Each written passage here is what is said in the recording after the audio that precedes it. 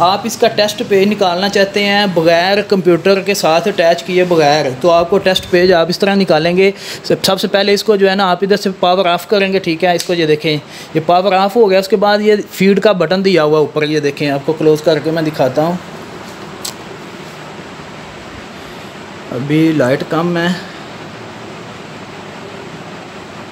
ठीक है। ये साथ जो है ना फीड का बटन दिया होगा। सब प्रिंटर पे जो है ना, जो थर्मल प्रिंटर होते हैं उन पे फीड का बटन दिया होता है, ठीक है। अच्छा भाई जी ना, आपने इसको क्या करना है कि प्रेस करके रखना है, ठीक है। चंद सेकंड के लिए आपने इसको प्रेस करके रखना है। उसके बाद आपने प्रिंटर को जो है ना ऑन करना है, ठीक है।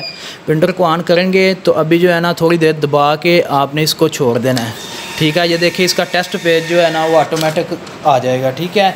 तो ये तरीका था इसका जो है ना टेस्ट पेज निकालने का, ठीक है।